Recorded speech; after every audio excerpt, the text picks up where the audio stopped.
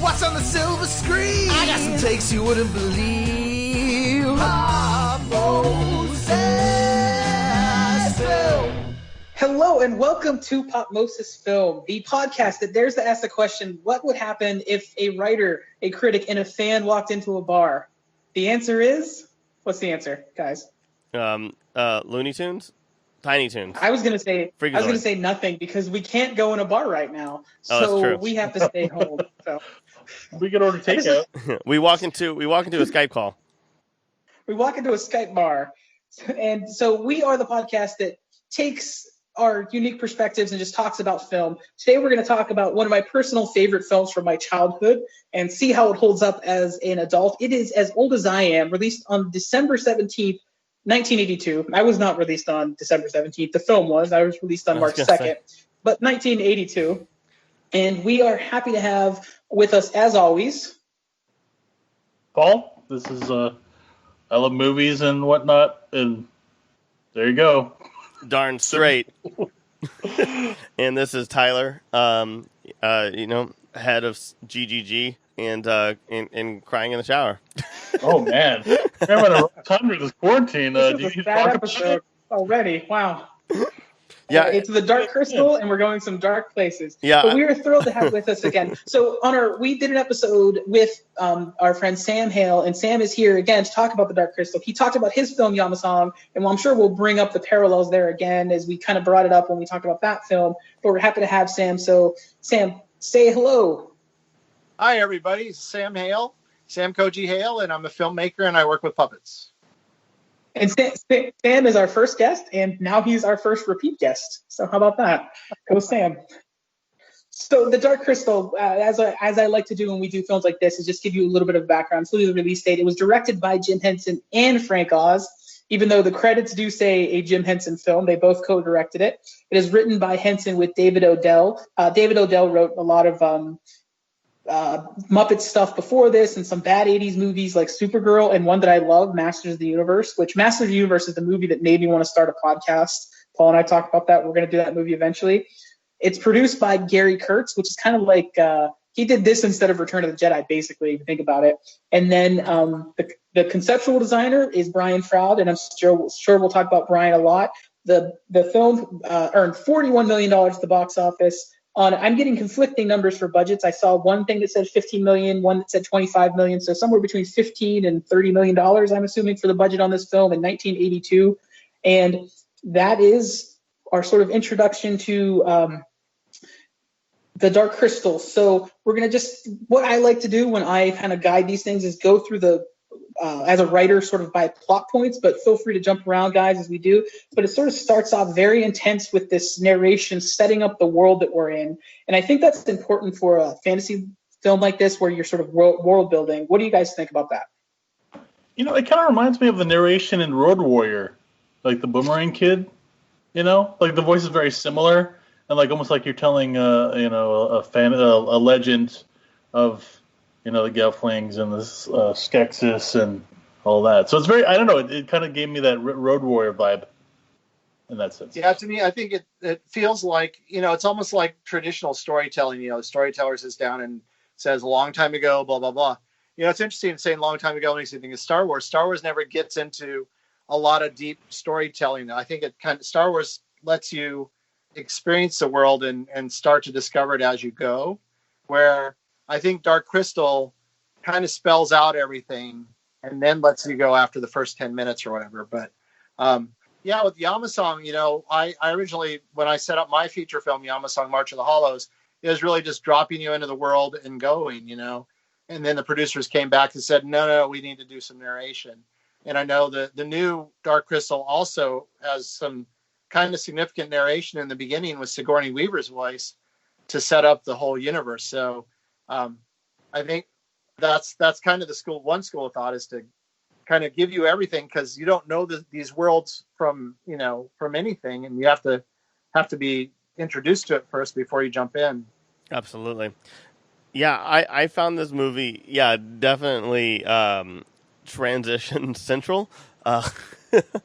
Dark Crystal. I mean, it definitely was definitely one of those fantasy films that I'm not used to, like watching old stuff like Jason and the Argonauts and then even like to like newer fantasy that just kind of just drops you and it's like you either get it or you don't, but we're gonna keep going, like Lord of the Rings and Harry Potter, where it's just like there's a little bit of context and then they just go wild. But Dark Crystal was definitely something I am not too used to, but my love of the Henson Company, I think, makes me a little bit more biased. But I grew up with this movie, watching it hundreds and hundreds of times, and I haven't watched it in like 13 years, and now watching it is a completely different, completely, just different experience. And I'll talk about that later. Yeah. This is actually my first time. Storytelling's evolved, or changed. People have shorter attention spans, and I think a lot of movies now you drop people into the action and you go. It's not a lot of setup. Absolutely. Go ahead, Paul. It's actually my first time watching Dark Crystal. I never saw it as a kid. Oh wow. And I always was kind of scared of the character designs for some reason, so I never saw it as a kid. I saw it today, and the surprising thing is like how terrifying it is. Yeah. It really is. Like 12-year-old, I don't know, like 8-year-old me watching like the Emperor die and turn into dust and fade away, or like Kira being strapped to a chair with like red rays being shot in her face. Like Skeksis in general are terrifying. Yeah, the Skeksis. Their dinner sequence. Oh yeah. Yeah. Those are the things that stick out in my kid memory. Are all of the visceral, terrifying moments. None of the beauty and the world building. It's all Kira being stabbed or the Chamberlain basically being raped, having all his clothes ripped off of him. Yeah, like that sequence. Oh my lord! Yeah, watching it. I'm watching it with my 3-year-old daughter, and I'm like, I'm a bad parent right now. Yeah, should not be in the room for this. And then you start thinking about your parents, and you're like, why did my parents let me watch this? Okay. I'm a bad parent, but they were worse. Yeah. See, that's the thing. One thing that I really appreciate about older films like this, and is that they trusted children with scary things, like scary themes and more adult material, and they didn't really like talk down to them. Yeah. In a way that I think a lot of animation and a lot of children's films do nowadays. And so I totally respect that they like trust, kids with like really heady, like dark material, and don't talk down to them. And it kind of reminds me of like Return to Oz, a little bit. Oh God! Also, that's just a very similar tone. Well, that was also a Henson, with the Hensons basically, the Henson Company designed almost everybody in that thing. I mean, that was a Disney film, but deeply partnered with it's kind of like TMNT, where they just kind of design like all the characters and stuff. But the bicycle people. Oh my God, the Wheelers. Those things. Those guys. Don't even get me started on the Wheelers, man.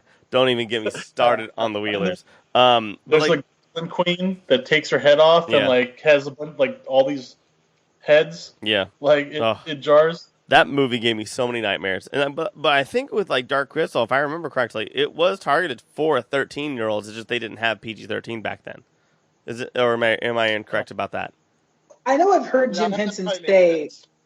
I've heard Henson say before that he understands and he thinks he believes, he knows children want to be scared a little bit. The Grimm's fairy tales, those kind of things, those are for children. There's a level of scariness, even in Disney, particularly earlier Disney. It's when it's dark, it's scary. So that then when that payoff, when the good things, it means so much more.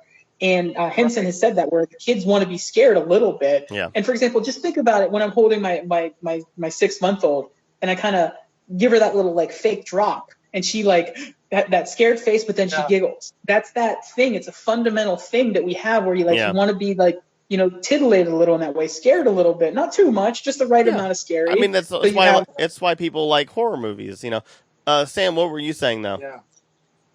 I was going to say, I think that's true. I think that, when you take your character through a journey, if it's a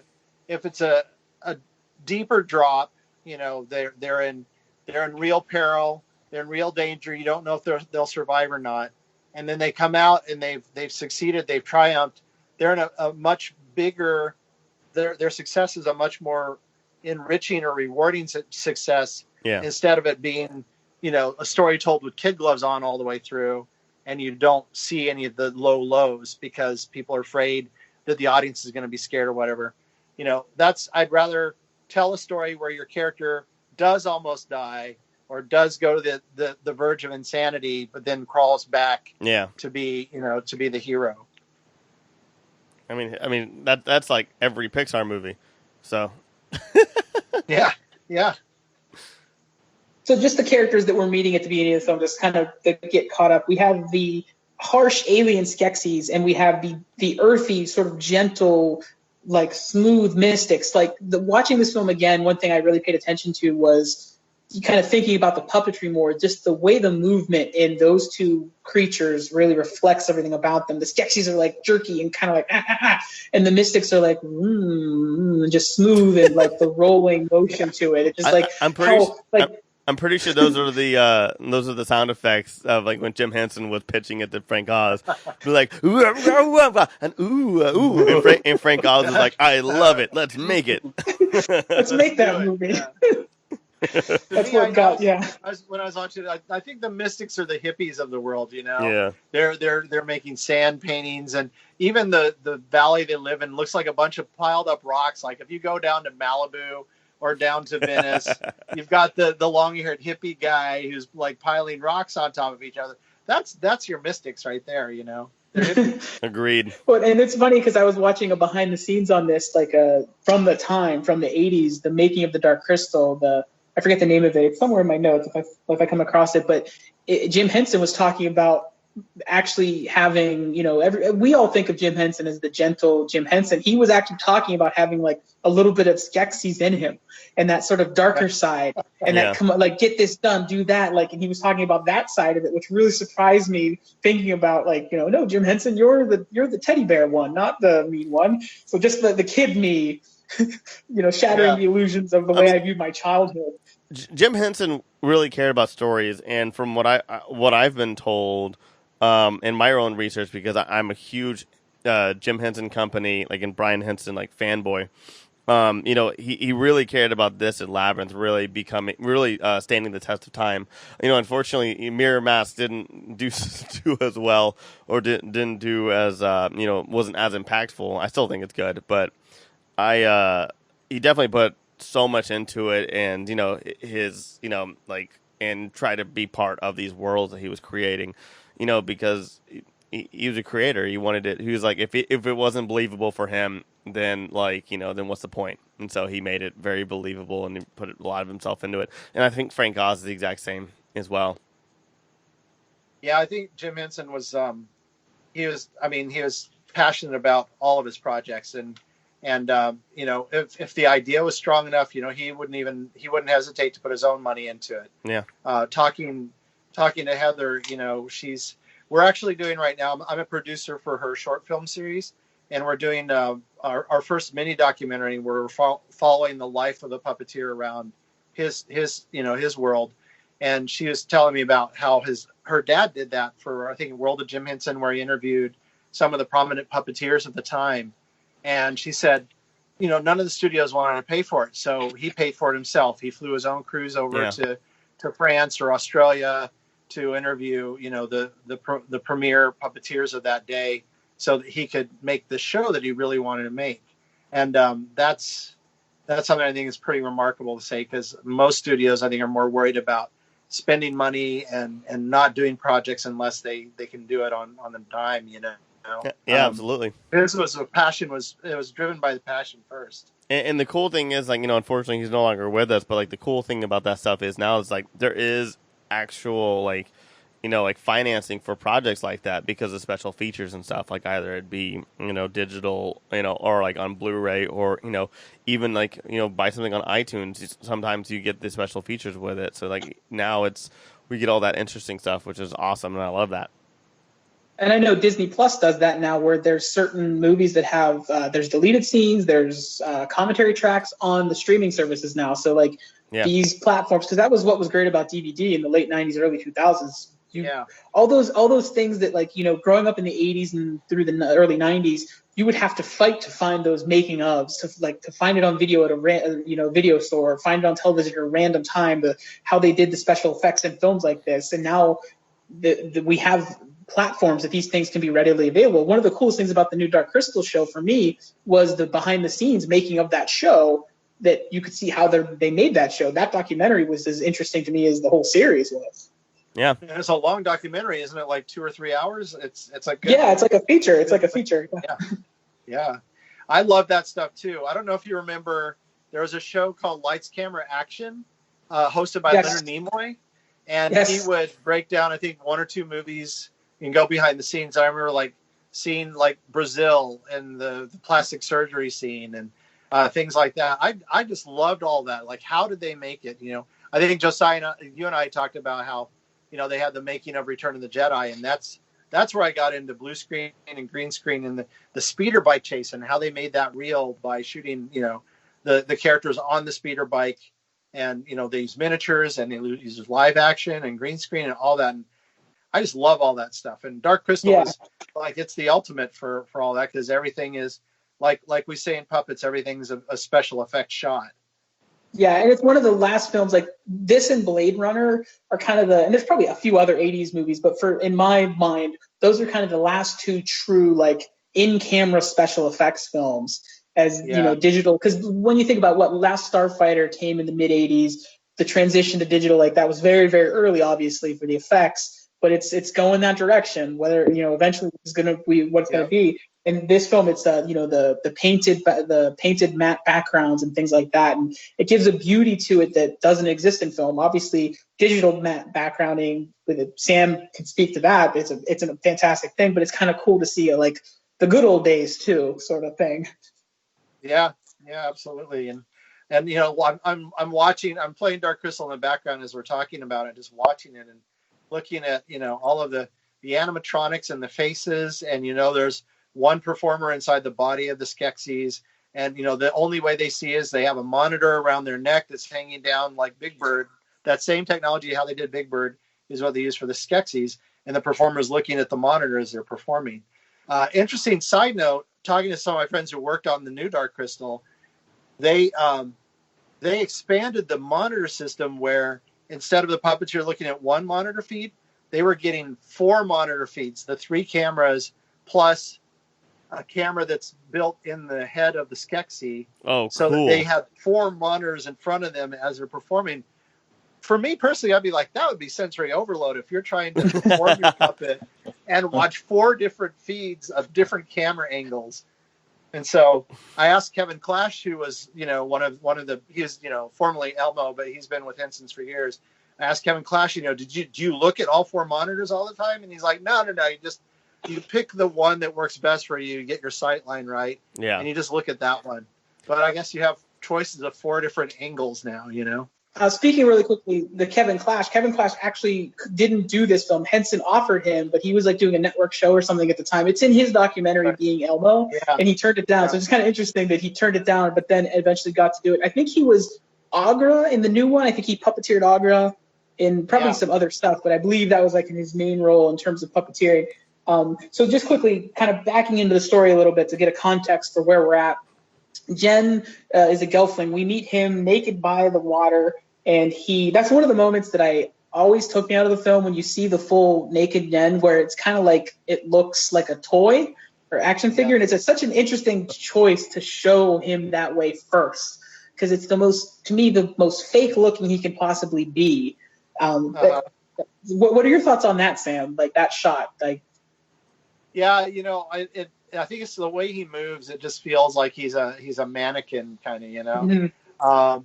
But I always feel like this opening shot of him by the water is essentially the kind of a callback to Kermit on the boat in the swamp. Your main character is there, surrounded by nature, and he's playing an instrument. This is the Kermit version in the Dark Crystal world. This is how I've always looked at it that way. Cool. I never saw that parallel, but now it's so obvious. How did I not think of that? Totally. So Jen's mentor, his master, passes away, and he has to then find a shard of the crystal and bring the world back. So that kind of is what propels the story forward. So you kind of that's where really the story starts once his mentor, then his master, passes away. So go ahead, Paul. Oh, I just want to say about that scene with Janet, the pool, naked by the pool. I thought, bless your hippie heart, Jim Henson, for including something like that in there in the first couple minutes. I thought it was a wonderful touch. It's very much his character. Well, yeah, because it's one of those things that doesn't hold up for me, and it never did. And it's funny that because even as a kid, I thought that looks like a toy, but it's also so bold. So that's how you start out. And I think it's weird where it at once takes me out, but of the sort of the world, but at the same time it makes it very real and a natural way to show it. But now thinking of what Sam said with the Kermit parallel, I'm like, oh my gosh. It's so like I see it now. I can't believe I didn't see this sooner than that. So, and then another thing, I think also maybe if you want to break it down, let's say symbolically, you meet your main character in his most kind of vulnerable way. He's without any clothes. He's naked, surrounded by nature, and you're starting from that very sincere, vulnerable place, and then building up the character from there. So let's talk about the Skeksis, which is quickly, Paul and I went and saw the Henson exhibit with my wife, Judy, and my then only one daughter, Penny. Now we have a second one, Primrose. But Paul, Penny, and myself and Judy saw the Henson exhibit. And that's when I found out, we're walking around, and you could it goes through his films, his work chronologically. It starts with a Kermit, and then it goes to like his stuff he's done it as a kid. Wait, it starts with Kermit, not Rolf? Well, it starts with Kermit as like the centerpiece puppet, not necessarily chronologically, but that's the centerpiece. And then it goes back in time to Rolf and even things before Rolf. Yeah. And so you go through that, and then you go to Sesame Street, you go to the Muppets, on and on and on, and you wrap around to, you basically get into the 80s, and the Dark Crystal is there, and they had Agra, and they had a massive Skeksis. They had the Chamberlain, and I'm standing there looking at it, and I'd seen the behind the scenes, but when you see it in person, like, this thing is big. That's a big puppet. Yeah. It's bigger than a person. And Paul, that's when I found out Paul hadn't seen it. And I'm like, how have you not seen this movie? Look at this thing right here. How have you not seen this movie? So let's talk about. And like Paul's like, reason number one, look. I know, I realized that. As I say that, I'm like, well, it's pretty obvious why you haven't seen How have you not seen this movie with this terrifying monster when you were 6 years old? I mean, what's wrong with you? And the funny thing is, when I saw that, I was like, oh, that's pretty cool. Look at that. Look at the craftsmanship on that. This is awesome. And like Josiah was on the verge of tears seeing that. He was like getting really emotional. I was too. I was like, oh, that's cool. Like, but it's funny to just post both of our reactions to that one thing. Well, I'm there. That was it was a. Go ahead, Sam. I was just going to say it's part of the Henson signature. I think is that from Sesame Street on, you have these different scales. So you've got really small puppets all the way up to Big Bird, or in the Dark Crystal world, you've got the podlings to the Gelfling to the Skeksis that are all different scales, and then they carry that through Fraggle Rock. Is kind of, I think, a hallmark of what Henson was doing, which I think is showing you're creating worlds, and in these worlds, these creatures are not all the same size. Yeah. You've got giants, you've got little people, you've got it all. Going back to something Sam said on our previous podcast, so listen to our Yamasan episode with Sam. He talked about the depth of the frame, and now that I hear that, it's cool how Henson and they built in a way to fill that frame with puppets of different sizes. So you have different scales of puppets, and then it creates that world, and not just the world, but the frame is full. When you have a little puppet in the foreground and then this tall Skeksis in the background, kind of thing, things like that. I don't, as a sort of the writer storyteller, not necessarily the most. I'm a visual person too, but not in that sense, not framing the shot visual. It kind of like, oh, I see how those wheels are turning and working, and someone like Jim Henson or someone like Sam in your mind. So yeah, go ahead, Tyler.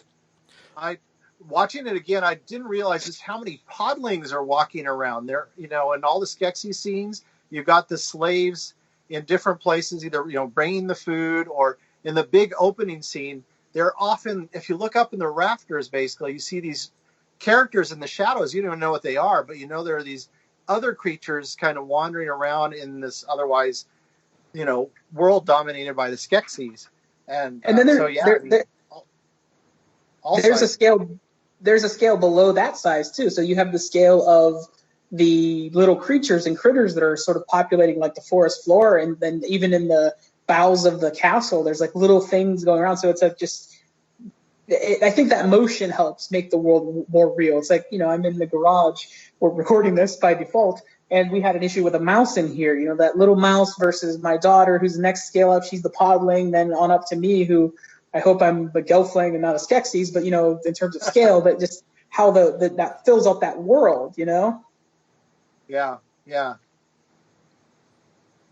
So getting back into the story, there's sort of the fantasy type of race against time where there's going to be a convergence of three suns, and he has to get the crystal and put it back in. So one more thing I want to say about the Skeksis. Originally, they were not speaking English. I don't know if the Mystics were going to speak another language as well, but they actually shot it with them like speaking like this terrifying babble. So imagine it where you can't understand what those monsters are saying.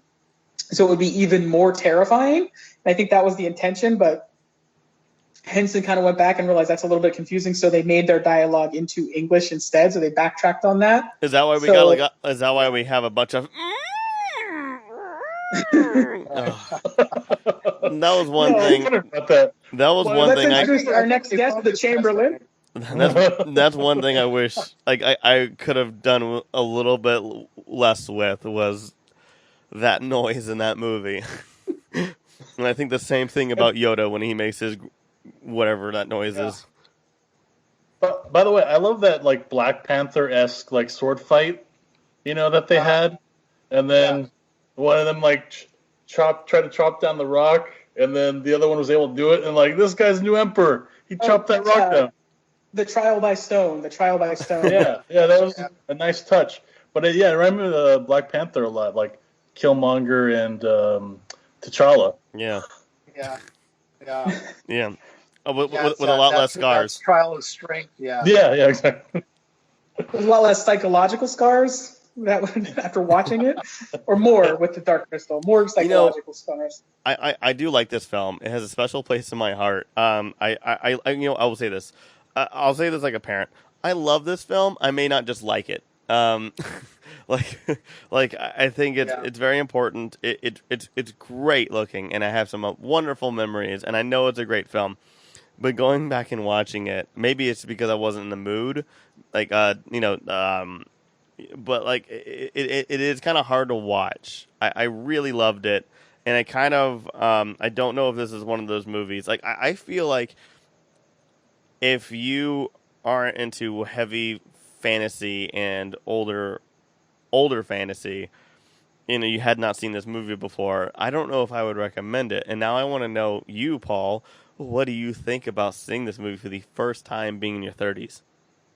Oh, man. Okay. So I'll say that I really admire the earnestness and sincerity of this movie. And the puppetry is absolutely amazing. Yeah. And it's obviously a labor of love. And it's like a passion project, basically. It's like you could see all the world building and just how much he loved the characters and how much he loved the story. And so I felt kind of guilty in that I didn't really like the movie that much, and I couldn't really follow along with it. Do you feel kind of like how I'm feeling? Like this is a good film. Like I understand why people love this. I understand why I loved it. But the thing is that like now watching it and living this, like you don't like it. Yeah, I mean I completely understand why people love it. And why it's almost like why people are so passionate about it, and why they would make a Netflix show. I can understand why that would be the case, because it's so sincere, and in our age, like where there's like so many different blockbusters nowadays that are just so like shitty, just absolute like insincere garbage, and you have this thing that's really like unique and pure. And so I really admired it in that respect. Yeah. But again, I didn't see it when I was a kid. I mean, I knew of it, but it didn't have the impact. I don't have that emotional attachment. Yeah. As I did and so again, I admire the movie. I think it's a great film in its own right, but I didn't like it, and I honestly felt bad that I didn't like it as much as I Because he should have. knows I love this movie. Paul's. Oh yeah, I know. And Movies. And I feel the same way. However, like I said before, I did grow up with this movie and I did love it. So in my memories, I love this film and I like it a lot.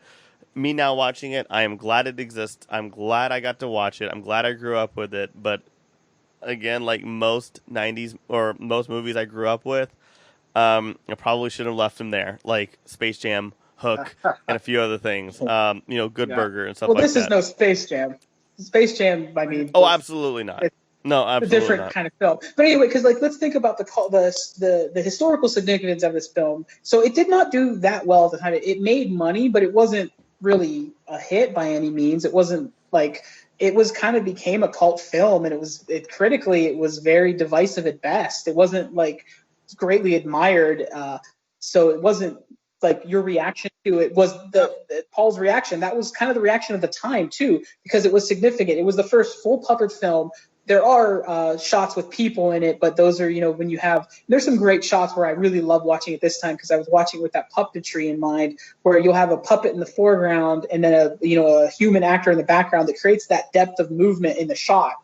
That you'll have the hand puppet version in the foreground and then a full human in the background, and it just really fleshed out the world that much more. But I understand watching it. It definitely, first of all, tonally, it's like. It's not even an 80s movie. It's like a 70s movie, the way it moves. It's like, it's just, it drags along in some ways. So yeah, I think it could use a re-edit. This is, maybe blasphemous to say for fans, but I think you could trim it down. Honestly, I think the new series could be trimmed down. It's 10 episodes. I was watching some of it with my kids today, and we were like, this probably could have been 6 or 7 episodes, and they could have covered the same ground and trimmed out some of the fat and had a sleeker, faster moving, more entertaining show, I feel about that with every single Netflix show, almost. I agree totally. Yeah. Every Netflix show, it's like, this is 4 episodes too long. I think there's some level. I think there's like 2 shows. I think there's like that show You and like one other one I'm not thinking about right now that I think are perfectly written with character development because they're so heavy with character development as opposed to the story. Like some of them make sense, but even for me, Stranger Things, like all that stuff, I agree with you completely, absolutely. I mean, I also, Sam, I really want to know what you think about like what Paul and I are saying because again, you created a movie with this movie in mind, not only you but also your creative team as well. Not saying I want you to put us in our place, but like, how do you feel, hearing this, and also like, and I also just want to know about your, like maybe expanding on what you just said as to like, your feelings about it now, how it could be parallel and even seeing common ground. Yeah, I mean, for me, Dark Crystal is probably one of the most important influences in my work, especially on Yamasong. So it was a real pleasure to get to meet Brian Froud, Wendy Froud, work with Toby, and also with Heather.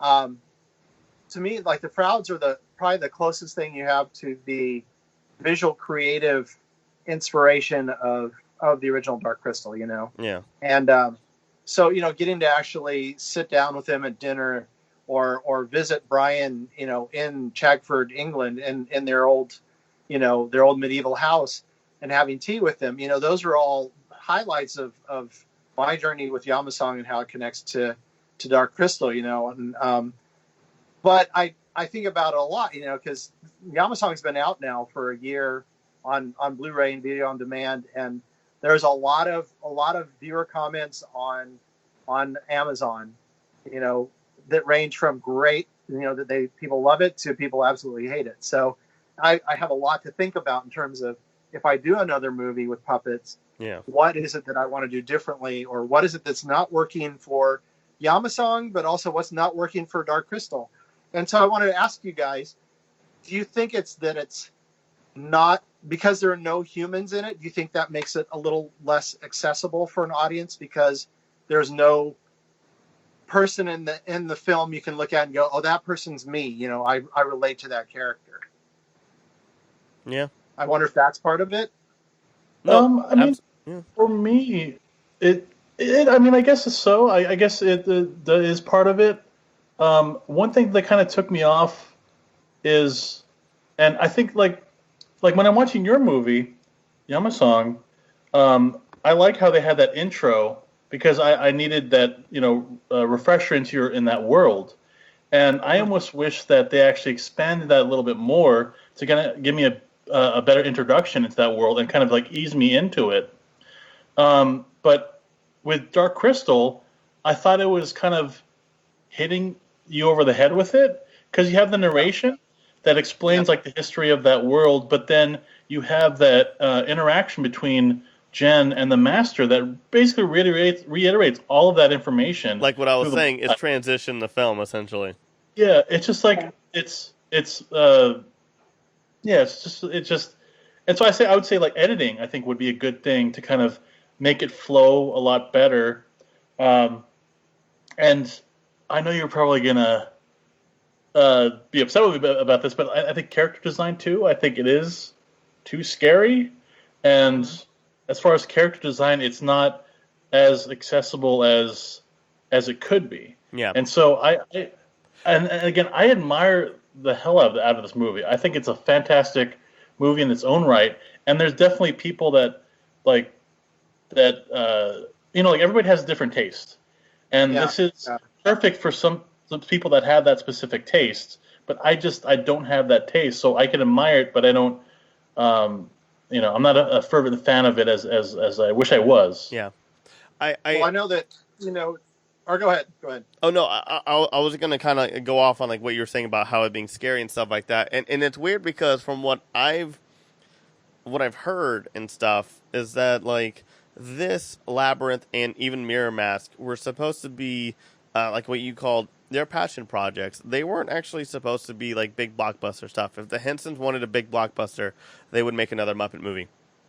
These weren't supposed to be like these new groundbreaking like big blockbuster films. They just wanted to make these movies, have these stories be told, and for the people who want to watch them to watch them. It wasn't supposed to be like this grand appeal. Like they weren't trying to be like Transformers where they're just like, look, it's Transformers by Michael Bay and it's for it's for everybody. Or trying to be for everybody. It was those movies like, do you like Jim Henson? Do you like fantasy? Do you like dark weird stuff? This is the movie for you. And so that's the thing where my conflict is that, we need more films like this that are like an original property, an original voice in theaters. And the upsetting thing is like we're losing a lot of films like this. So that's the conflict in me is that we need films like this more often. You don't like them. I'm just kidding. I know, I'm just joking. What's your problem then, Paul? Then like the movie. You need to like this movie. This movie needs you to like it to then have more movies. And so I understand. You're like, I need to have this salad to lose weight, but pizza's so good. It's kind of like that with me. In a way, yeah. What were we saying, Sam?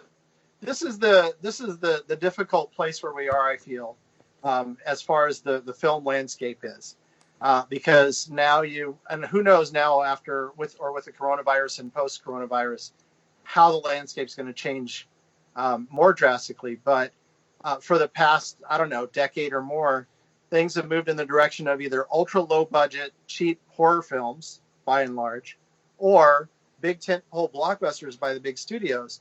And you're losing a lot of those medium range budget films like Dark Crystal was in the 80s. Yeah. That's a little indie, but also big enough and scaled up enough that you're doing incredible world building and design and storytelling. And we're in a place right now where all the middle is basically disappearing. Yeah. And so, for someone like me to come along and do Yamasong, the feature, we did that on a $2 million budget, which is, pretty low budget for something that's fantasy related. But we're able to do it because my puppets are, 18 to 20 inches tall. Yeah. And so the sets are smaller. Everything's scaled down and smaller. So that's one reason why we're able to, pull off that kind of budget. But just from talking to, folks that, informally at least, that I don't think they've ever released the Netflix numbers for the new Dark Crystal. But, just in comparison, Yamasong, I was probably by minute, I had about $20,000 per minute to spend on the film total, where Dark Crystal for their 10 episodes had about $200,000 a minute to spend on their film. So you can see there's a huge difference, and it was a big expense for Netflix and an expensive series. So it's maybe not that surprising that Netflix hasn't announced a second season yet. Who knows if it's going to happen or not? But when I go out to like American Film Market in the fall to sell, to find distributors for Yamasong, the feature, I'm basically competing against a lot of low budget horror films, and then international films, especially from China, trying to break into the American market. That's kind of the landscape we're looking at. So I think films like, having the chance to make Yamasong was, I think I consider myself pretty lucky, because I'm sure there are other people out there with their own indie sci-fi fantasy story that don't get a chance to make it because it's getting harder and harder to find the money and the studios to back them up to do it. That reminds me of this funny thing that like somebody told me once before, like what you were saying, like they're like once they go into like what you were talking about, they're like essentially all it is like Chinese movies from China that's trying to make it out here, indie horror movies or sci-fi movies or whatever James Franco's doing. Well, so here's my other question for you guys: is that if it's not an issue of whether you have a human protagonist or whatever, when I'm writing or developing stories, so oftentimes, I think kind of the go-to or the traditional approaches, you've got either a white male everyman character, or these days it's changing. It's more like Ray, where maybe it's a female, every woman character, but still you're talking about a human as your main focus of your story, and then you sprinkle in to that world non-human characters. So that's one thing I think about is it important to have a human character as your driving force in the story.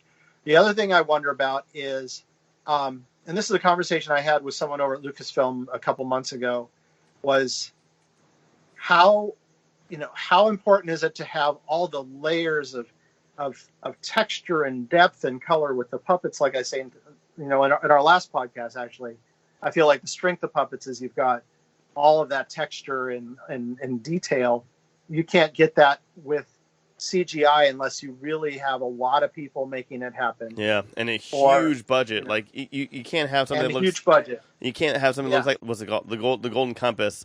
His Dark Materials. Yeah, His Dark Materials. Yeah, I was watching a video on YouTube today where they were doing the compare and contrast of the CGI of the polar bears from the Golden Compass to His Dark Materials, and it's amazing. Like the differences of like just time, budget, and the amount of people working on it, and they talk about all that stuff, and it's crazy and it's phenomenal. And like what you're saying is like there's that big disconnect as opposed to like being Leica doing stop motion where you have a way bigger budget where you can spend 3 months on one scene as opposed to what you're doing with the puppets where you're doing 1 maybe 2 scenes a week. Yeah. So I wonder, like with puppets, one thing that I was talking to this development guy about was, are puppets, is it too much information visually? That you're looking at the puppets and your brain's processing all of this stuff. Like I'm watching Dark Crystal right now, and all the texture and the color and the layers. Is it too much information? I don't know, but it is something that I. To answer your question, as being very new to this universe, I would say that if I think the most logical thing would have made Jen and Kira a human, and then that they were the human character that are the conduit for the audience. Now, if they have done that, I think the movie would have done better and had more mainstream appeal. But from my perspective, I would have appreciated it a lot less because it did that. Yeah, because it did something so obvious and it played it safe. Yeah.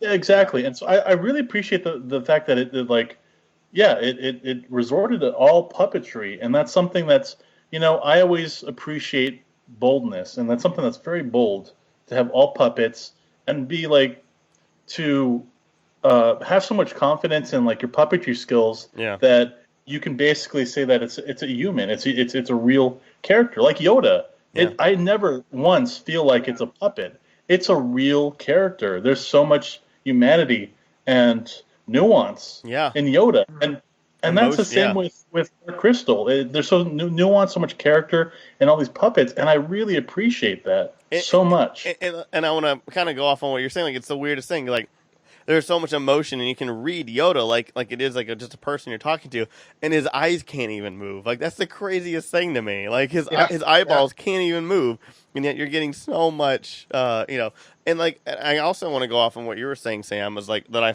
actually found extremely interesting, which you're talking about, like, or we were asking actually, is if this is too much information being processed towards the audience. And the thing is, like, it's the weirdest thing. So let's look at, like, there's two different properties from Jim Henson that you think that could be that are considered, like, really big. Look at all the Muppets. In the Muppet movie, you have about 30 Muppet characters plus human characters thrown in as well. I would say roughly they have probably, like, okay, let's just say there's about 30 characters for you to know. Yes, they had other shows and they had other ways that you can know these characters prior, but the thing is that they're in a different situation every single time. Like, you can't compare the Great Muppet Caper to even the Muppet movie or Muppet Treasure Island or Muppets from Space or even the two newest Muppets. Like, they're all, except for maybe those two, they're a little bit more connected because there's actually chronological order, where the other ones are just kind of like, did they happen? Is it canon? I don't know.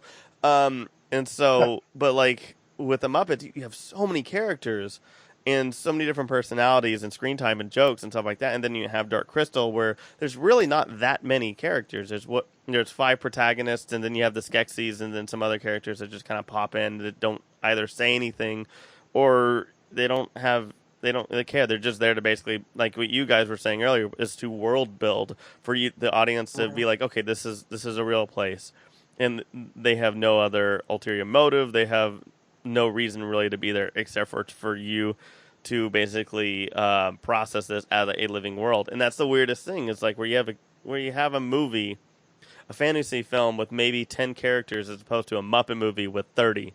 Like, but Yeah. why is one easier to process than the other? And that's I think was like that's where it's like, well, maybe it's a writing problem or even an editing problem. I think, though, comparing a Muppet film, though, like when you think about the characters, it still follows maybe 3 to 5 characters, and everybody else is just like cameo for jokes and kind of thing. You know what I mean? It's like music, Kermit's movie, and so on. And I think the big difference is obviously accessibility, because when this movie is funny, you're like, is that supposed to be funny? Like, you know what I mean? There's some jokes that don't land. Whereas a Muppet joke, like, there's enough jokes that the jokes that miss don't really matter anymore. Whereas with this, it's kind of the jokes become, this is one thing I'll admit as a lover of this film, it becomes off-putting and kind of strange when you're like, should I be laughing at that Skeksis that's also terrifying to me right now? Yeah, I don't know. that creepy. With the Yama song too. I think that happened with the Yama song. Nathan Fillion has a couple of gags or jokes that sometimes gets a laugh, sometimes doesn't. I think when you do a film like what you're saying, Paul, it feels like a sincere effort by the filmmaker to tell the story. Then maybe it's the audience is like, I don't want to laugh because I don't want the storyteller to feel like you're laughing at the storyteller, Yeah.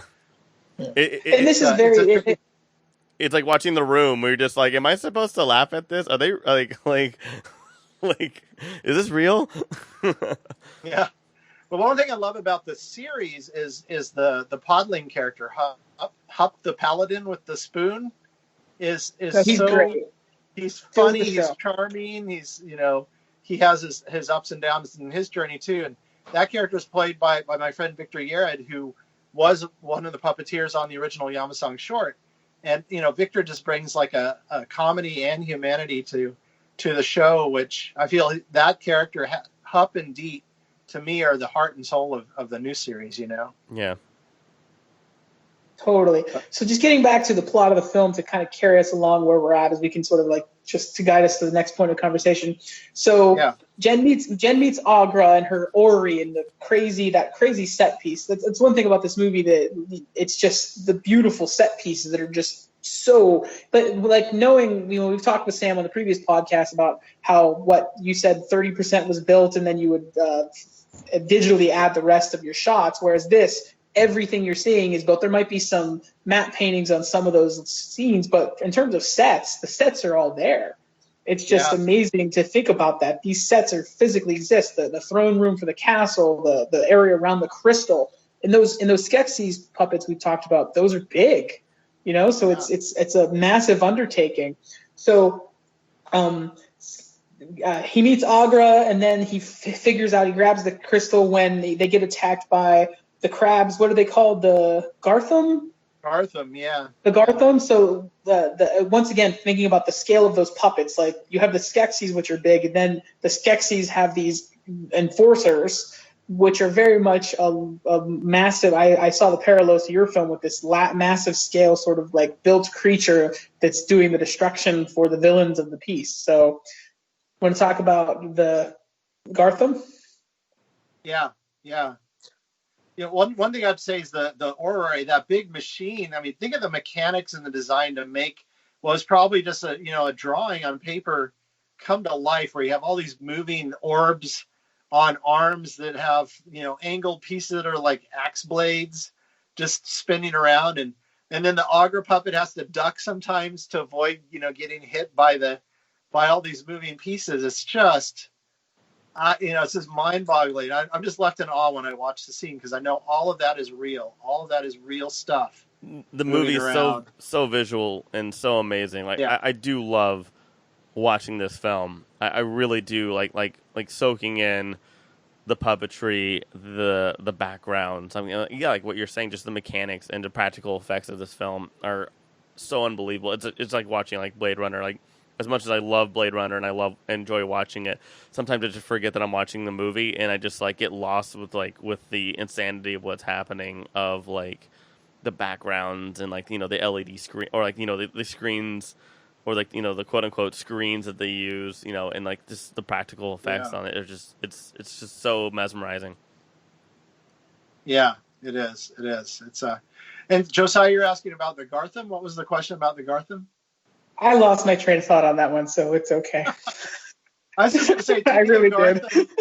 I remember the Gartham being scary when I was a kid. I think it's partly that the alienness, but also they're big and giant things, Yeah, and I think you have the big scary Skeksis, and it's like, oh, here's something even bigger, not necessarily more scary, but like I said, they're enforcers. So this is a bad news thing if they were a bad guy for the bad guy. I've always wanted to learn puppetry, but if they would be like, yeah, cool, this is your opportunity, get in, I'll be like, nah, I quit. Dream killed. But that's one thing too. I would like. Go ahead, Sam. The Skeksis, I wondered about, a lot of the stuff for the new series they built new, but it ended up the Skeksis they found in boxes in England at Pinewood Studio, I think it was. They found boxes of the old armor, so they were able to rebuild the one Skeksis the Gartham, the one Gartham at the end of the series. Not to spoil it, but when you see the Gartham appear, was rebuilt from an original Gartham. They found this in a box somewhere. So that's pretty crazy. I love it. So in the film, we then meet Kira. So we finally meet the girl Gelfling. And I realize as I talk about it, one of the problems the film has, it's very slow. It takes a while to get to where it wants to go. And we meet Kira halfway through the movie. We meet the sort of love interest, whatever have you, of Kira. She saves Jen from this pit of water. We learn that she can speak to the animals. We later learn that as a girl, she can fly. I think that comes much later. Which is sort of the difference. 33 minutes into the movie. I'm looking at it right now. So it's 33 minutes to get to the other main character. Yeah, that's they get approached by the Chamberlain, and the Chamberlain's trying to sort of to make it seem like he's brokering a deal, which we learn he's just trying to get a Gelfling so that we later learn that they can essentially pull the essence, because they're trying to pull the essence from the podlings. We'll talk about this scene where it's the terror of it. They put the podlings in the chairs and they make them stare at the crystal beam, and they pull out their essence. And then the Emperor drinks the essence and briefly gets young, but then it fades away really quickly because he needs something more powerful than this poor little podling's ability gives him. So they need a Gelfling, which at this point they thought were extinct or what have you. So then, that was probably one of the scariest scenes in the movie. when that poor the poor little podling after the shot, when you see his face and his hair's like all frizzed out and he's like breathing really heavy, he's like, oh. Yeah. It's like being Obama after 8 years. You know, he came in with black hair and had gray hair by the end of being president for 8. It's true. Yeah. Or you could say it's like all of us after Trump. I know. Maybe he knew what was coming. Yeah. I was going to say really quick on Kira. One thing I like about the Kira introduction is when she reaches down and takes Jin's hand and pulls him out of the water. They have their dream fast, you know, and I think the dream fast is a great way to kind of give you a lot of character backstory without doing a long narration. You know, it's more the two characters are kind of talking over each other, seeing each other's memories and stuff. I wish that they had done something like that in the beginning to get us up to speed and get us going with the story faster, and not spend 30 minutes to get us to Kira. We could have met Kira at the 10 or 15 minute mark, you know? Yeah, because one thing I disliked about watching it again this time is you have before you meet Kira, especially because Jen has nobody to talk to, he's in his head the whole time. And he's like, oh, should I be doing this? I'm afraid. And the whole time, and it's like, it's a little bit of that's okay, but when it's the first 30 minutes of the movie is the character talking to himself before he meets the other character, just like, can you just move that up at least a little bit? We can get it like 10 minutes, 15 minutes sooner or something, because then, and like you said, that's a great way to get that exposition, that you could do that somehow much earlier, and then you could understand that's a good way of getting world building, exposition, all these things all at once. It also makes it unique to those characters, but it comes a third of the way through the movie. Right. I mean, they could have done something like in the beginning, you could have, say, followed Kira and Jin's story, kind of cutting back and forth between them. Or maybe Jin, when he sleeps at night, already has a connection to her, like he dreams about her, or he sees her, or hears her voice or something. So she's this mystery force in his life. And then once you meet her, you've already known that she was coming into his story and that she already had a presence, versus just being a brand new character at the 30-minute mark, you know? Yeah, totally. Like even if he doesn't have that hint, just some hint that there's something there from an audience perspective to tease us at least.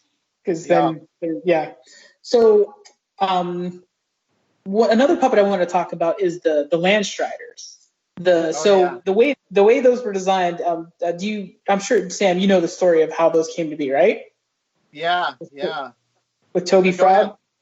So Toby Froud, for the film, Jim Henson brought in a lot of circus performers and people like that. There were mimes and things all about motion. And one of the performers just brought his stilts in one day in their rehearsal space as they were developing different things and trying different things out and experimenting.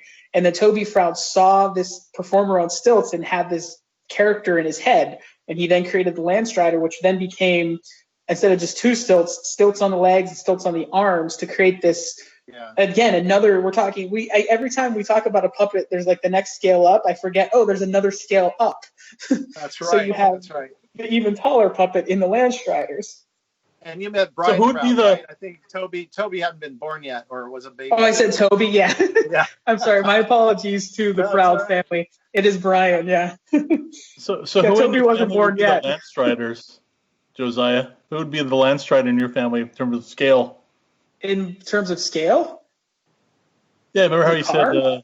The car is the Landstrider. Because you ride a Landstrider, you drive the car. The car is the Landstrider. I would like to say, as you know, my dog Akira, he's tall with long legs, but he's probably like Gelfling scale, and I'm the Skeksis, so. Okay.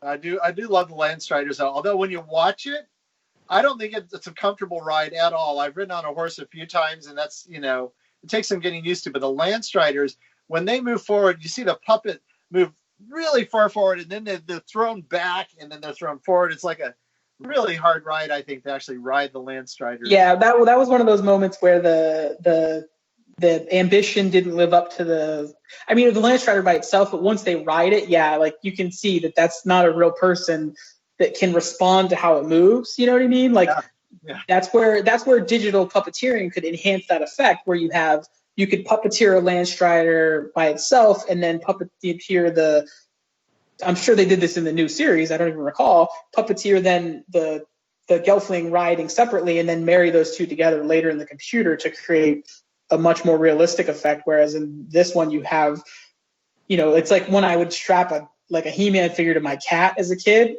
and my cat would run across the room, and He-Man would wobble and then fall off. That's kind of what it looked like. Yeah, I'll have to look at the new series. I know they did have a Landstrider scene or two.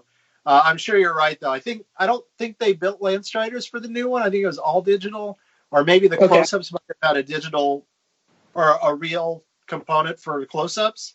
But I think the wide shots were digital. Okay, and that makes sense because even watching, like I said, I watched the making of just recently, and they said it was a challenge to do just because they were so high up. They had to have the puppeteer that's up on those stilts on a safety wires and a guide wire. So you need a very elaborate set above that. So you need all this infrastructure and basically a crane to hold those wires just to have the safety harness for a couple shots of the Landstrider. As cool as it is, it's like, where is it worth that trouble for that effect? Yeah. Well, when working in puppets in general, whenever you meet a new client, oftentimes you have to explain to them, the puppeteer is underneath the puppet inside of the piece of furniture, or they're above the puppet if it's marionettes, and people forget that there has to be a space allocated for your puppeteer. When you watch Dark Crystal, just pick any scene and ask yourself, where are the puppeteers? Where are they hiding them? Because they have to, So what's the creative way of hiding them? It's an important thing to figure out. The podling getting drained right now. I'm watching him getting all of his life sucked out. His skin sinking in. That's all practical too. We do it. It'd be digital now, but I mean, his cheekbones sinking in, his eyes sinking in. All of that was just, they had to figure that out practically. I'm sure it was some kind of balloon system or something where they, sucked the air out so then it just sunk in as the time went by. For some reason I imagined replacing him with Beaker. I don't know why that image came in my head, but oh, totally, yeah, I could see that happen. Yeah. If it's going to happen to any Muppet, it's going to be Beaker. Yeah, true. So in terms of the plot of the film, we find ourselves basically in the catacombs of the castle, and as they're making their way to try to find get into the crystal chamber, and Chamberlain again approaches. There's a skirmish and a fight, and he captures Kira in the Gartham attack, and Jen is able to escape through the wall when it breaks, and he actually ends up in the wall. It's a cool a little sequence there in terms of the action where he ends up in the shaft for the crystal. So he's not beneath it in that chamber, crawling way up. And I instantly thought of a film that came later, obviously a few years in the 80s, was Die Hard and the elevator shaft. It's like the Dark Crystal equivalent of the Die Hard elevator shaft. So I completely forgot about that scene until I was watching it again. I was like, man, it's all in the dark, it's all about him just being lost, and then the glowing eyes, and then the sound design of the clacking claws is all you need to tell you he's surrounded by the Gartham, And this is where the movie really is. It's moving now, really truly. There's when they show up at the castle, it's this is the actual story functionally is happening. A lot of the stuff is just getting to this place. And it just takes a while to get there. And I personally enjoy it and find it interesting. But at the same time, I even admit that it's a little bit of a slog to get there. I shared with Sam earlier today via text, as he was rewatching. And I was like, yeah, I was rewatching it with my daughter, but she's not interested in this one because this one moves too slow. But she likes the newer one because of the pace of it. It's more to her, 3-year-old sensibility as opposed to this movie when I was 3 years old. This was right up my alley, but a 3-year-old today is a different kind of kid, I guess. Yeah, I think it's more, say, contemporary storytelling. You get into the action faster. You don't spend as much time setting things up. And this is the first one. If say Jim Henson had done a sequel to Dark Crystal, I'm sure they could have jumped into the action a lot faster because you don't have to worry about setting up the world so much because you've already done it, Yeah, and I like this part. There starts to get a tension built as we're learning of that idea of that convergence when the Skeksis can then live forever, whatever that means, and the mystics are moving slowly towards the castle. And there's that part where the one Skeksis gets killed It's my favorite little moment in the movie. He gets killed and he vanishes, and then the mystics, the equivalent mystic vanishes. The other mystics all look, turn back, and start walking again. And it just creates this point of the movie, it creates a pacing that the rest of the movie did not have, where it's like there's tension building towards like, are they going to meet this goal? And it wasn't there. And then because the mystics are going, it starts to build when it hadn't been doing that really up until when they show up in the catacombs of the castle. Yeah, no, it's true.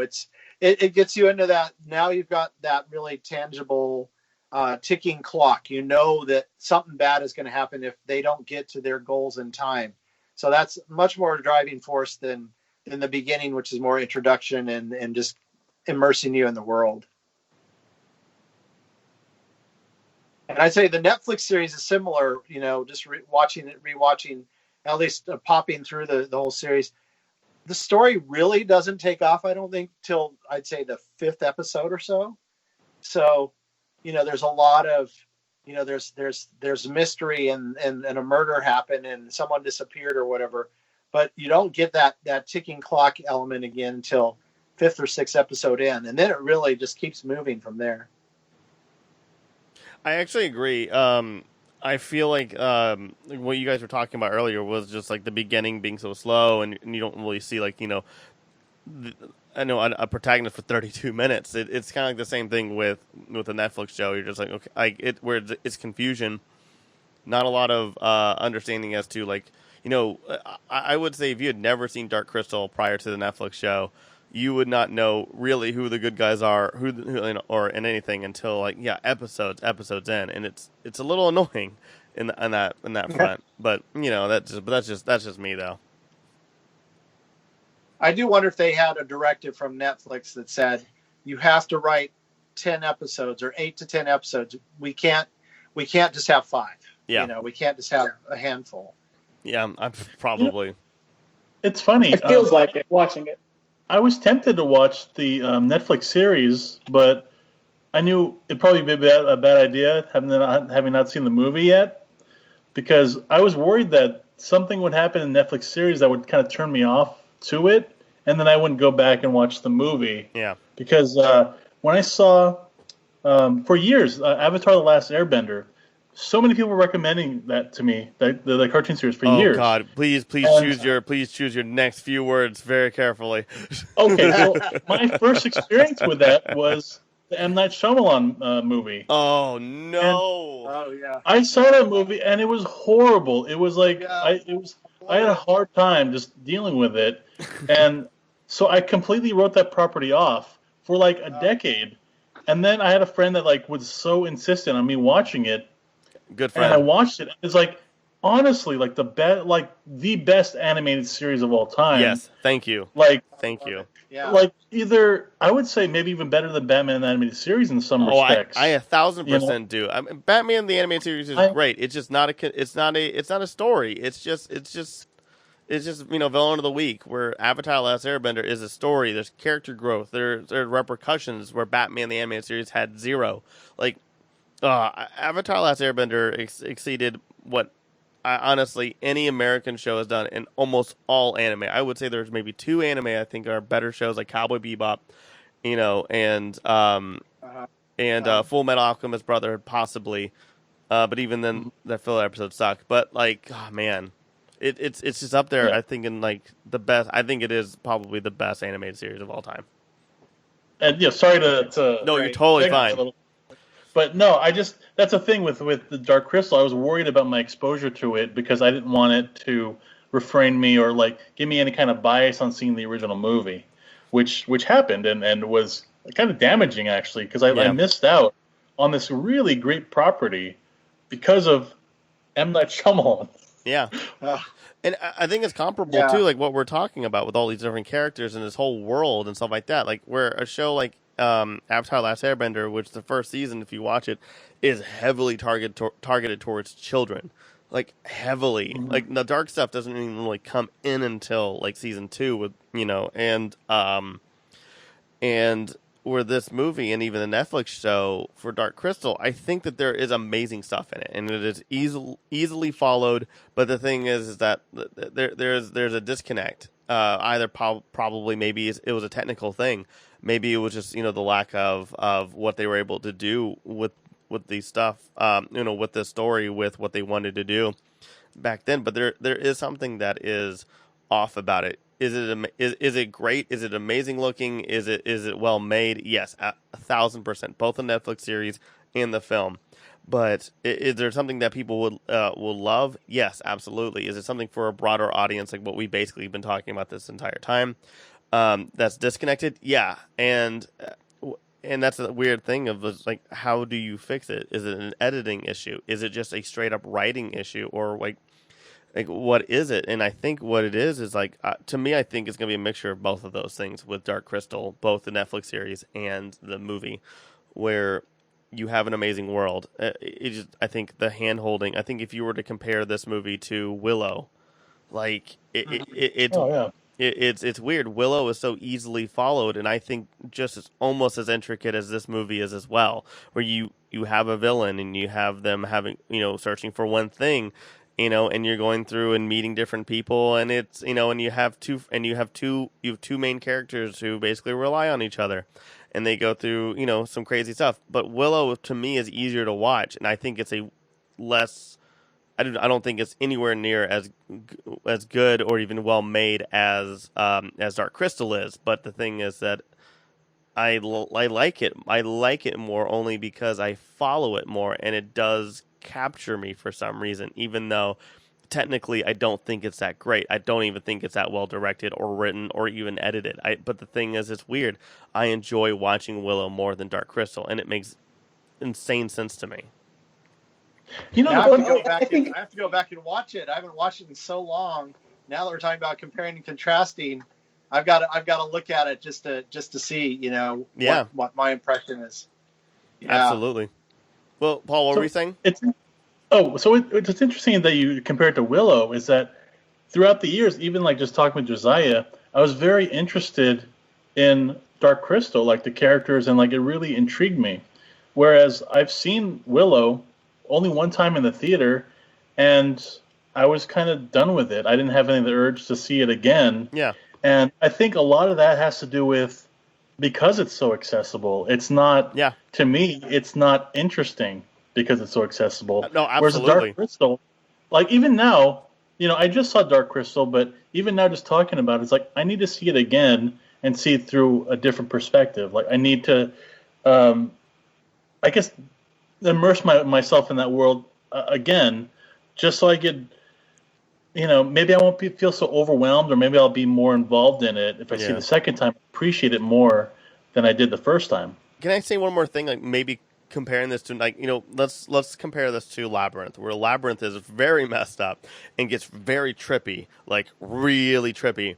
But the thing is, I think Labyrinth to me is a lot more engaging, is because it has these weird music moments. It's a musical. It's and I think it's like a different genre. They're fantasy, but that's a musical. That's a big difference. And I think that's why I'm saying, like, with audience with grabbing audience, and also it being something that stands the test of time.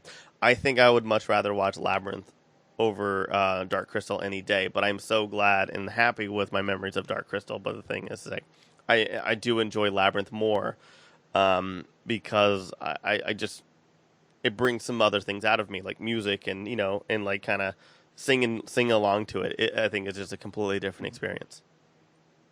Like, and I think also watching it has Jennifer Connelly too, so you have a human main character, and I wonder if that has a part. And man, I had the biggest crush on her. I still have the biggest crush on her. She's still stunning.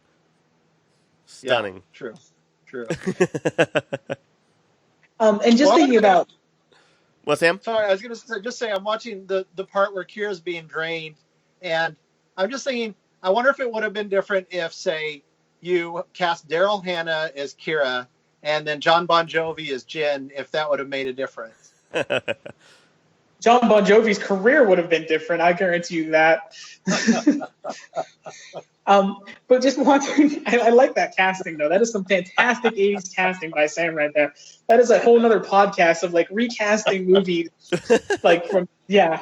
So anyway, but for me watching it again, I really think, I understand what everyone sees as like the flaws in it because I see some of them too, but I also think what Jim Henson really wanted was in part an experience, almost like a tone poem. Like, it's almost like it's weirdly like kind of like a Terrence Malick film or something where you have these, these landscapes. It's like, and just this, like Days of Heaven. I've never seen that film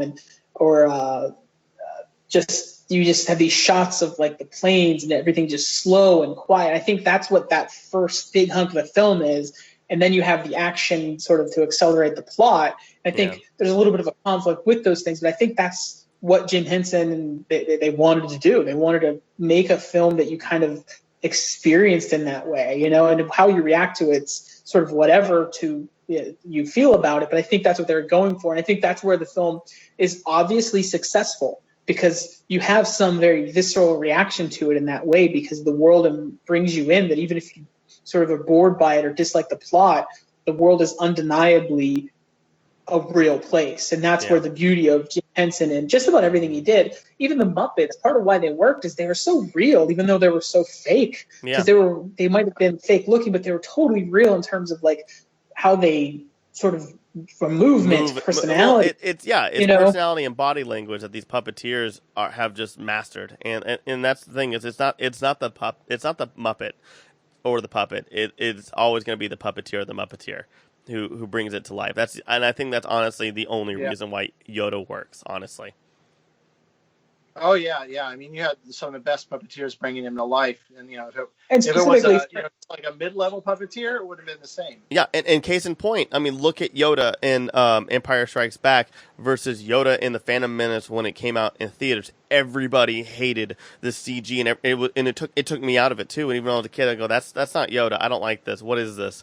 And I wasn't even processing it correctly. I mean, of course, I'm also younger than both of you, Paul, Paul and Josiah. Like when I saw Phantom Menace, I was 10 years old, and I was Sam's an old guy too. Yeah, and I was just like, I don't like this. Something's off. That's not Yoda. Who's that? I don't know what that is.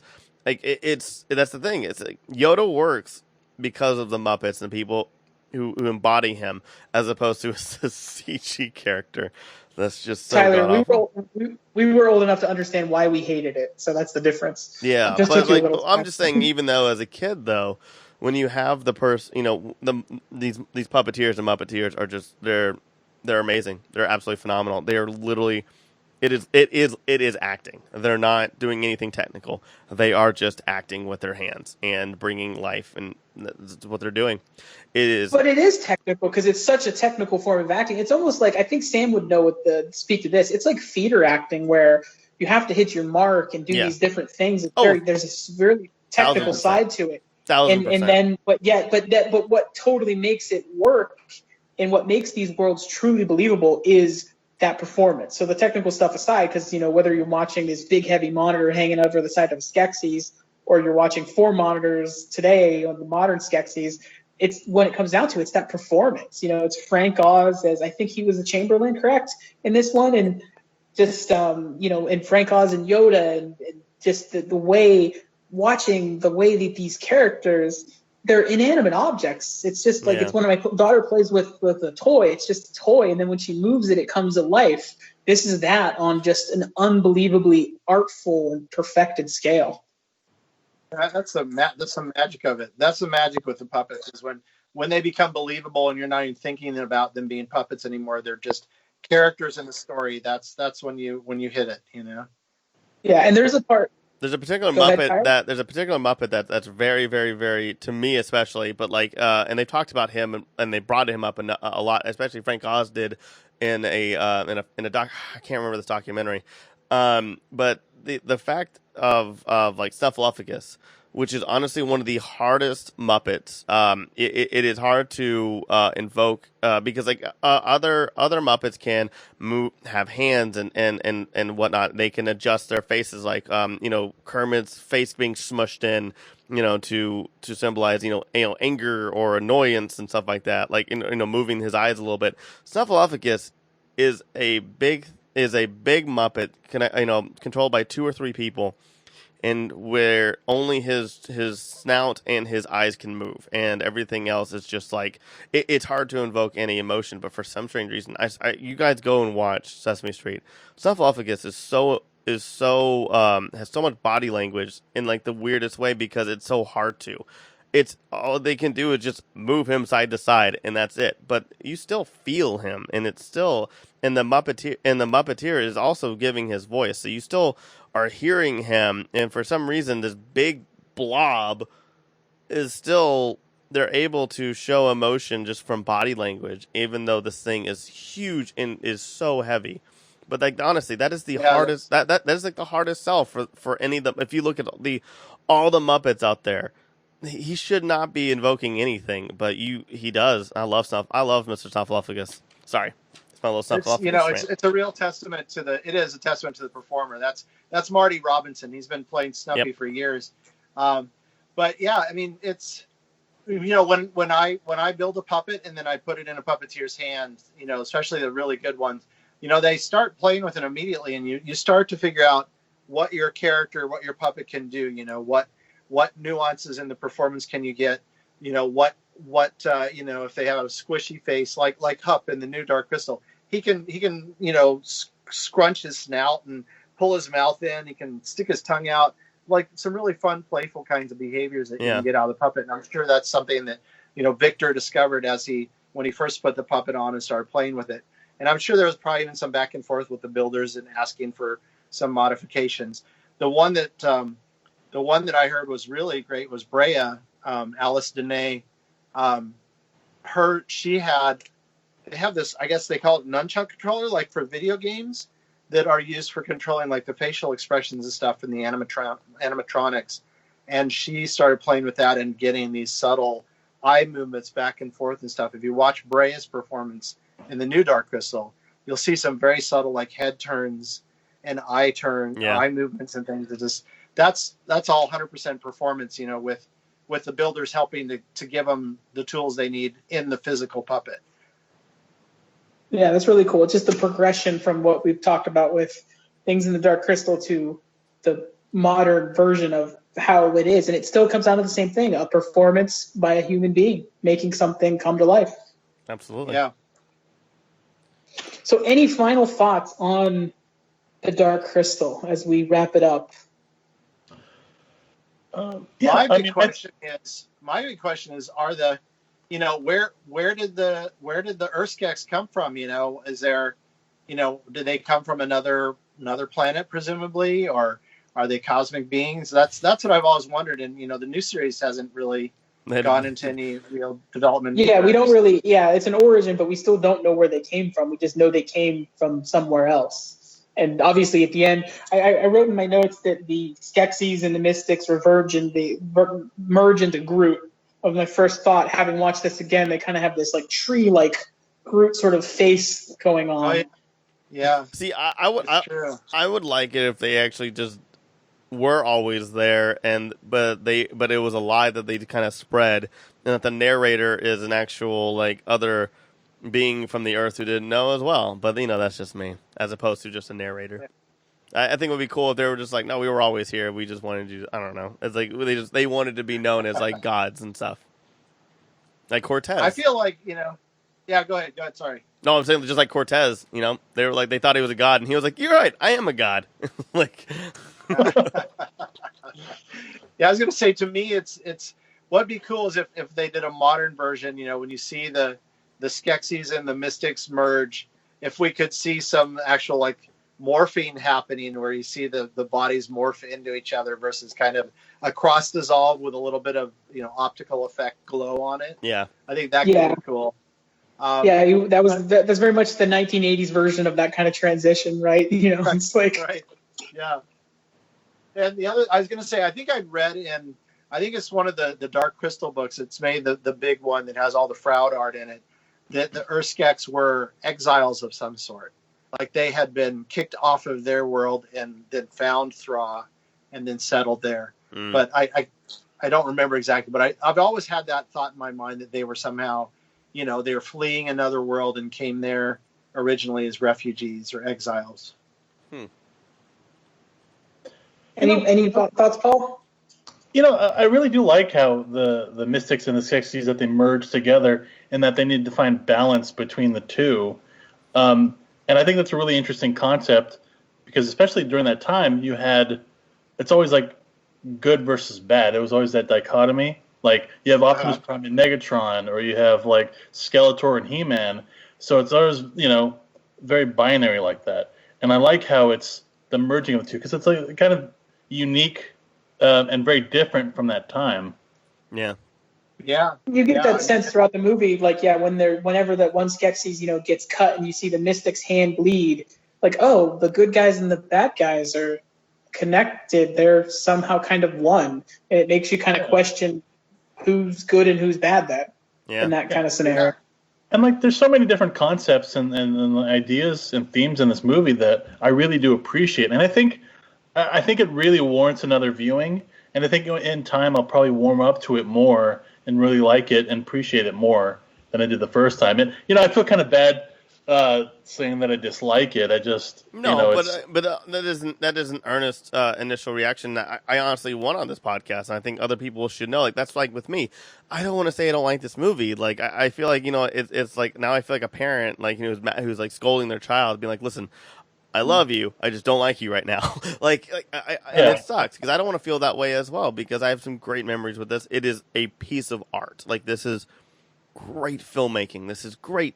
This is an amazing product, but for some reason revisiting it doesn't. I think it's because like with you, it's something fresh and something that's you're seeing something that's older and that we've evolved so much, especially with puppetry and everything else. Where me, this is coming from me battling nostalgia. Yeah. That sounds like a good movie. Tyler versus nostalgia. I want to see it. I would see it. I'd pay $15. Screw you, kid. So any other final thoughts before we kind of wrap things up? I love Dark Crystal because it was my my inspiration for doing film with puppets. I kind of that's my touchstone, and I keep going back to it. And if they didn't ever make it, then who knows what I'd be doing right now. So I appreciate it. And the Hensons and the Prouds, Actually, I want to ask you a question, Sam. If you were to, we kind of mentioned how like the first 30, 40 minutes are kind of slow. Like, what would you do to kind of ramp it up a little bit or make it run smoother to essentially improve the film? Yeah, I'd probably, re-edit it so that it has more action in the beginning. Maybe start out with, it would be actually, now that I think about it, what would be a great intro? This wouldn't be just re-editing; it'd have to be shooting stuff. But start out with, the Skek or the Gartham attacking the Podling village and taking Podlings away, and Kira hiding, that kind of thing, and then you go into, the introducing the Skeksis, and then you go to the Mystics, and then Jin's, having these dreams about this woman. He doesn't know who she is. But then he goes, after his master dies and goes looking for the crystal, meets Agra, then meets Kira, and then things really start to take off faster that way, I think. I like that a lot. Probably, start off with more action and letting the audience learn about the world without so much heavy narration. Yeah, agreed. I agree. I feel like the 80s just love narration so much. Like, I mean, look at that Blade Runner that cut with the narrator, and you're just like, no. And it's like the thing. To be fair, though, it's also kind of like a sort of a trope of fantasy. So this film to be like almost legitimized as fantasy at that time, it's like, oh, we need this narration. It's almost like you feel obligated. And the narration actually was something that they went back and did after they had the film, and they added that in to sort of make a little bit more sense for the audience, because it's like, oh, you're just in this world now. So my final thought is, Wait, I just want to say one thing. And I just love that, like, Lord of the Rings was like did the exact opposite. They're just like, cool, these rings were made. They were given to these people, then these people, then these people, then a big war. Now fuck you, figure it out.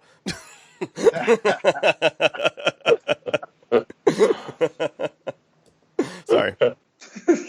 So my final thought is just watching this again, like kind of what Paul said. There's a part in the film where they're in the chamber and it's kind of the history of what happened to their people, which we're now, you can see in the Dark Crystal series on Netflix. And Kira doesn't know what writing is. She goes, "What is writing?" And Jen responds with, "The words that stay."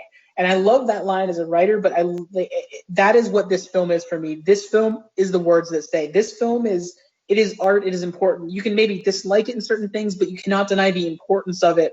In terms of filmmaking, it was groundbreaking for what it was. I think I still love the story despite its flaws, and I love how it comes together. And I particularly love like the last probably 30 minutes of this film. But that is what it is. It is the words that stay. Yeah, absolutely. Yes. I love that line. So thank you so much, Sam. Thank you, man. Really appreciate it.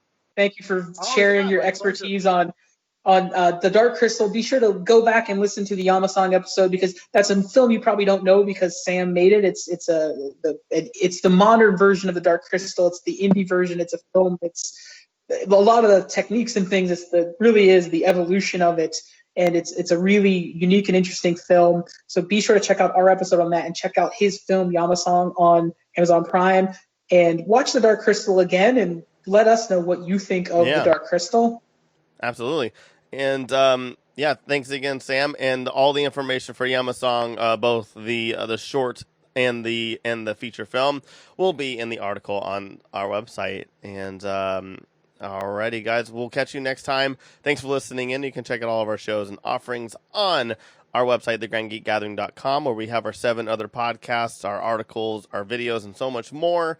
And also, you can find our podcast on Google Podcasts, Apple Podcasts, on Spotify, on Stitcher, and any podcast app. If you can't find it, let us know. And also, you can follow us on Facebook, Instagram, and Twitter. And I also stream on Twitch. Do you guys have any other plugs or anything else to plug in? No, I just want to say stay safe, stay healthy. No, that's about it. Check out Ibex Puppetry, Handmade Puppet Dreams. Ibex is Heather Henson's company where I've been working as a producer, and we do a lot of different programs. We're especially doing a lot of programming now because people are home on lockdown. Yeah. So we're doing puppet workshops. We're doing screenings of films. We're going to start doing a spotlight on filmmakers. So we've done some behind the scenes interviews of some of our filmmakers. So I think the month of May, we're going to be highlighting a lot of those guys. So there's a lot to see. So I'll include links and I'll send them over and check those out and watch Yamasong. Yes. Awesome. Cool. Absolutely. And so stay safe, hide your kids, hide your wives. And sorry, it's an old reference. That's such an old reference. Oh. Anyways, have a wonderful week and GGG. What's on the silver screen? I got some takes you wouldn't believe. Popmosis.